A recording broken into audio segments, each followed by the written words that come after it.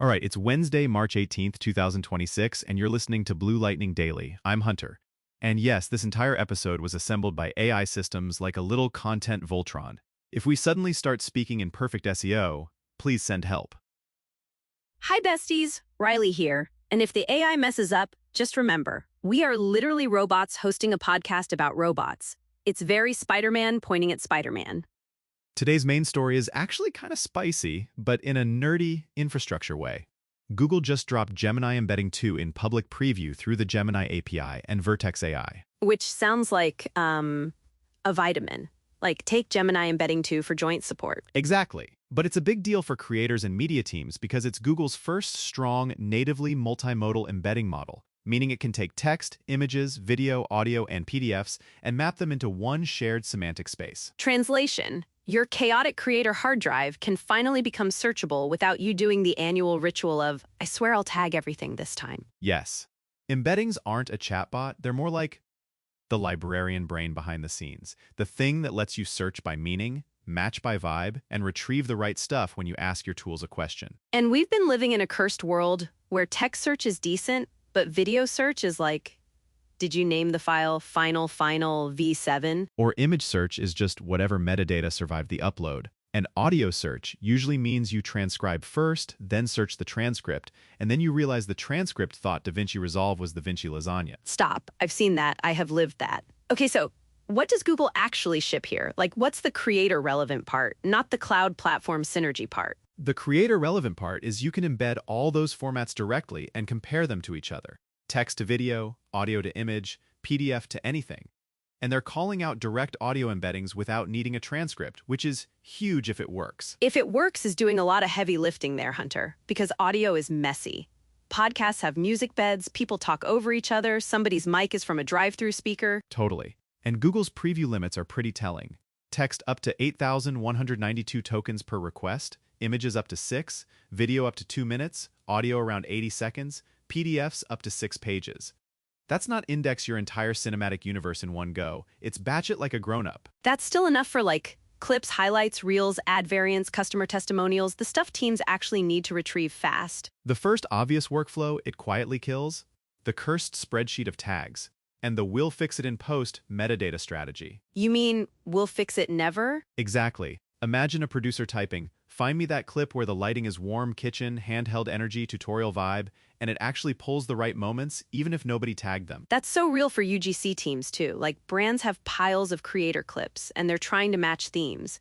Give me videos that feel premium but not out of touch, and the product is visible, and it doesn't look like an ad. That's basically a semantic search problem. But where do multimodal embeddings break in real life? Because I'm thinking the PDF from hell. The one that is 60% screenshots and bad vibes. The PDF from hell is always the boss level. Layout, charts, images, random scanned pages. Embeddings can help, but retrieval still depends on how you chunk and store things. If you embed an entire PDF as one blob, you'll get blob results. So creators, listen. This doesn't magically fix organization. It just gives you a better foundation so your system can find things by meaning instead of file name vibes. Yep. And another breakpoint is chaotic B-roll.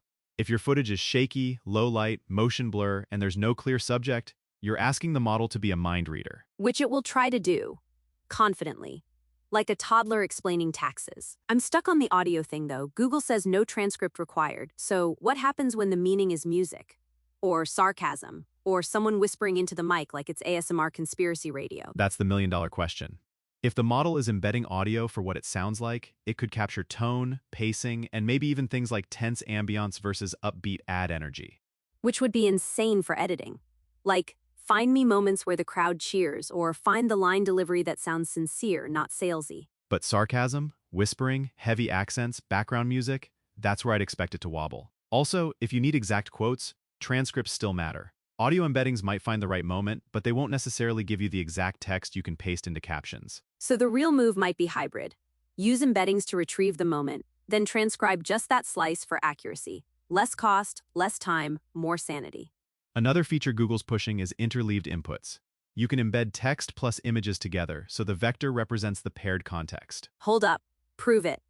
Because interleaving sounds great on slides, but creators want receipts. Totally fair. The proof is in retrieval quality. Does embedding text plus image together retrieve more on-brand matches than embedding separately and gluing it together later with re-rankers and prayer? Prayer is not a scalable system, Hunter. Sadly.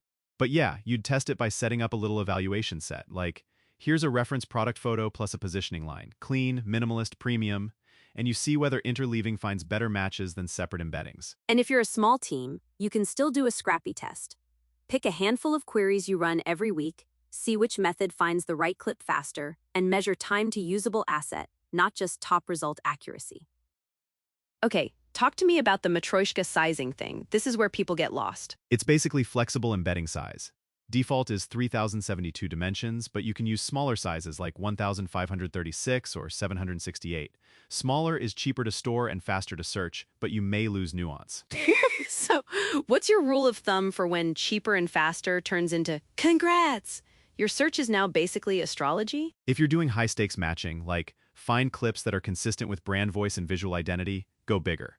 If you're doing broad clustering or good enough retrieval at huge volume, go smaller. I'd also say if your library is messy and diverse, smaller vectors might collapse too many things together, like everything becomes vloggy. Exactly. And for creators, don't optimize storage cost before you prove the system is useful. Start with quality, then downsize if it's working and you need to scale.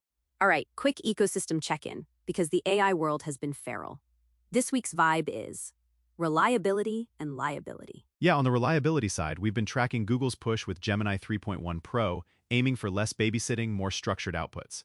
And now Embedding 2 fits that same theme. Make the boring parts dependable so the magic parts don't fall apart. Meanwhile, on the liability side, Air Canada got held responsible for their chatbot lying about refunds. And their defense was basically, Your Honor, the chatbot is its own legal entity. Which is the funniest corporate argument of all time. Like, I'm sorry, I didn't commit the mistake, my website gremlin did. And the judge was like, no, babe, that's still you. Which is the same lesson for creators shipping AI features. If you deploy it, you own it. You don't get to blame the model like it's a haunted printer. Haunted printer is accurate. Also, the indie AI blockbuster story floating around. 3 hobbyists making a viral AI music video on a shoestring is exactly why retrieval infrastructure matters. Because if anyone can generate an ocean of content, the winners are the ones who can find the good stuff again. Facts. The future isn't just generation. It's managing, searching, remixing, and reusing at scale. Embeddings are the difference between we have a library and we have a landfill. And I can't not mention Meta allegedly buying a bot-only roast platform. Like, congratulations, you outsourced the comment section to professional-grade trolling. Great, the internet, but automated. And Niantic repurposing billions of Pokemon Go photos for delivery bot navigation is a whole other surprise you trained the robots moment. Which again, data, indexing, retrieval, and who benefits. So bottom line on Gemini Embedding 2, if you're a solo creator, you might not spin up a vector database tomorrow. But if you use tools that do smart search, smart clip finding, smart asset recommendations, this is the kind of model that quietly makes those tools way better. And if you're a marketing team or media operator with a real library, this is basically a stop duct taping modality-specific ladders invitation. One retrieval substrate across everything. Just keep your expectations sane. It's preview. You'll want to test it on your messy archive, not a curated demo folder called perfect.assets. And don't fire your tagging system into the sun immediately. You still need some metadata for compliance, rights, and context. This is human plus machine, not let's YOLO the archive. All right, that's the show. Thanks for hanging with us while the robots talk about robot infrastructure.